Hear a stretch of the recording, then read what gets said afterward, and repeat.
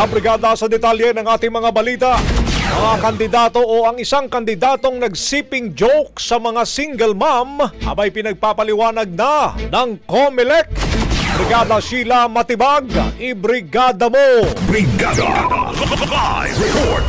Pinagpapaliwanag na ng Commission on Elections o COMELEC ang kandidato sa Pasig na si Ian Sia matapos ang viral na biro nito.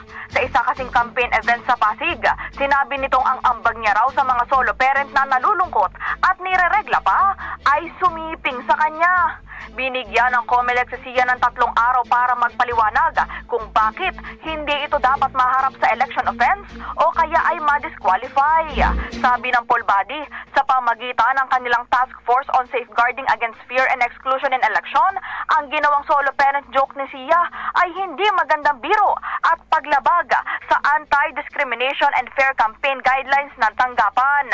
Una nang pumalag ang ilang grupo sa ginawang biro ni Sia kung saan maliban sa disqualification ay isinusulong din nilang ipadisbar ito. In the heart of changing lives, ako si Brigada Sheila Matibag ng 105.1 Brigada News FM Manila. The Music and News. Sorting! Bagong-bago Brigada Balita Nationwide. Ang bahaging ito ay hatid sa atin ng DriveMax Herbal Capsule. Lalaking angat, tumatagal.